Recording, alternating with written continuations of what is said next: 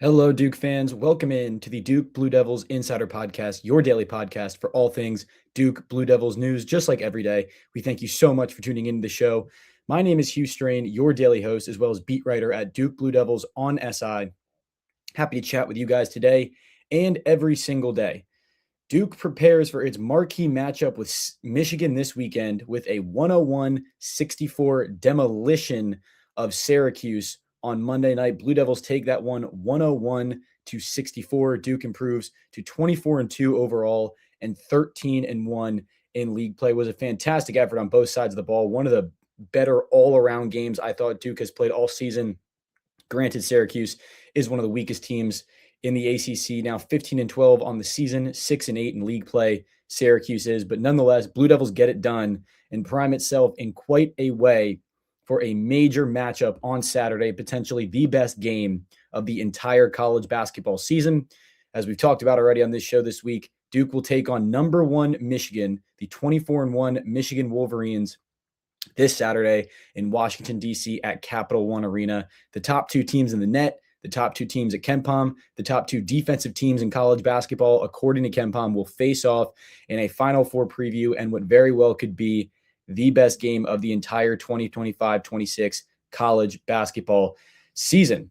Michigan is led by an elite front court of 6'9" Morez Johnson, 6'9" Yaxel Lendeborg, and 7'3" Ade Mara. As Duke fans already know, their team is led by freshman sensation and National Player of the Year frontrunner Cameron Boozer. Cameron Boozer put together another fantastic outing, and he continues to be the most consistently dominant player in all of college basketball. Not that it was a secret to anyone at this point, not that there needs to be any more evidence of it, but Cameron Boozer is continuing to just cement his case as the National Player of the Year. And at this point in the season, it is not even close. The second best player in the country arguably will face off against Boozer on Saturday in Michigan's Yaxel Lendeborg. Up for debate who the second best player in the country is. But nonetheless, Cameron Boozer has been the most consistently dominant player in the entire sport. It is not even close who the National Player of the Year frontrunner is. It is Cameron Boozer. Cameron Boozer against Syracuse goes for 22 points and 12 boards to go along with 2 assists on 8 of 10 shooting from the field and 1 of 1 from 3. He did all of that in just 25 minutes of action. He's now averaging 22.8 points, 10 rebounds, 3.9 assists, and 1.7 steals a night on 58.2% shooting from the field and 39.4% from 3. He's averaging 14.2 field goal attempts per game and 3.8 threes. Leads Duke in every single major statistical category, excluding blocks. He's the 4th leading scorer in the nation. Everything that this guy does is special, and he is by far the best overall player in college basketball. And like I've said, it's just not close. The dominance that he displays and how consistent he is, how efficient he is, how much this Duke team relies on him is unlike anyone else in the entire sport. And he's starting to put together potentially the best, not the best, but one of the best seasons by a freshman in recent memory. The production's been unprecedented. The consistency has been unprecedented. And no matter who Duke has faced, Boozer has been quite literally unstoppable. Since ACC play has begun, Boozer has tallied at least 17 points in every single game. He shot under 50% from the field just once, and he's taking so many shots every single game. Duke's faced teams with elite front courts, and it just doesn't matter. We talked a lot before Duke's road matchup against North Carolina last weekend that this could finally be the game where Cam Boozer was held in check, because North Carolina boasted one of the most productive all-around front courts in college basketball, but specifically defensively in Henry Vasar and Caleb Wilson, and it didn't matter against the Tar Heels, granted in a loss. As Duke fans know, that loss off the Seth Trimble corner buzzer beater 3 hands the Blue Devils their second loss overall in the season and their first loss in league play. But anyway, Boozer goes for 24 points, 11 boards, and 3 assists on 10 of 21 shooting from the field, 2 of 4 from 3. That was the one game of league play where Boozer shot under 50% from the field. Still went 47.6% from the field, 10 of 21. And, you want to bring in the discussion that, is this the game against Michigan with that 3-headed monster down low? But quite frankly, there's no reason to believe anyone can stop Cam Boozer. He's just been so dominant, and the numbers reflect that quite a bit.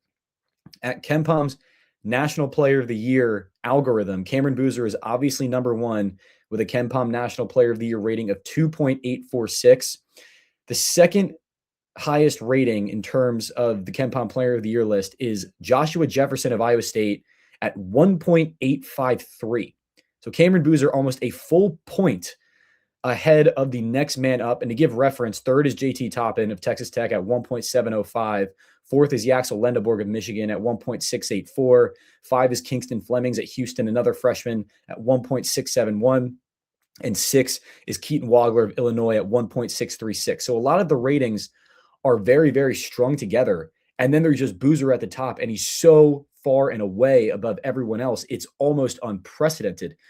The numbers speak for themselves, really, any way you want to look at it. How he scores, how in every facet he affects the game, how no one's been able to stop him. The computer numbers reflect it. Just the pure eye test from watching this guy play. However you want to talk about it, Cameron Boozer is the best player in the country. According to evanmia.com, Cameron Boozer leads the nation in offensive Bayesian performance rating and total Bayesian performance rating. Offensive Bayesian performance rating, it's essentially it measures essentially how valuable a player is on offense when he's on the court versus when he's not on the court. And then total Bayesian performance rating is the sum of a player's offensive and defensive Bayesian performance rating, which obviously just essentially measures the total value of a player to his team when he's on the floor versus when he's not. Cameron Boozer leads that. So in a way, this number says that Cameron Boozer is more valuable to his team than any other player is to his team in all of college basketball. Boozer with a Bayesian performance rating of 13.69. Yaxel Lendeborg is second on that list at 12.96, but still a fairly sizable gap between Boozer and the rest of the field. Boozer also leads the country in box offensive Bayesian performance rating, which measures a player's value based off purely his box score statistics. Boozer leads that, as well as total box Bayesian performance rating. You can talk about it in so many different ways, so many different outlets you can speak about it. Cameron Boozer has just been the most dominant player in the entire country, and it really is not close. For reference, so Cameron Boozer at the 2.846 rating for KenPom National Player of the Year, Joshua Jefferson at number 2 at 1.853. That's almost an entire point. Joshua Jefferson at number 2 at 1.853 to AJ DeBonsa of BYU, who's at 10th in this algorithm, goes from 1.853 to 1.507. So really not a big drop at all.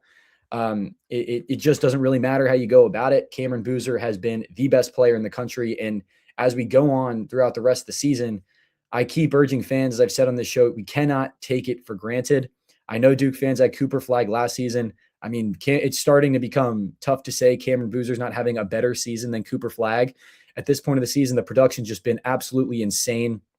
He hasn't been to single digits once. It's so consistent that it becomes easy, really just, by nature for fans to take it for granted. And we just cannot do that. He's been so good. He's been so dominant. And Duke fans and really fans around all of college basketball who get to watch Cameron Boozer play have to appreciate this, have to cherish this, because obviously after this season is over, Cameron Boozer will be making his way to the NBA as a top 3 most likely selection in the 2026 NBA draft.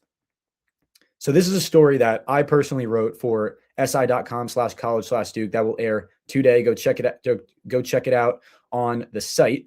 So against Syracuse, Boozer led both teams in outright points and rebounds for the 11th time this season.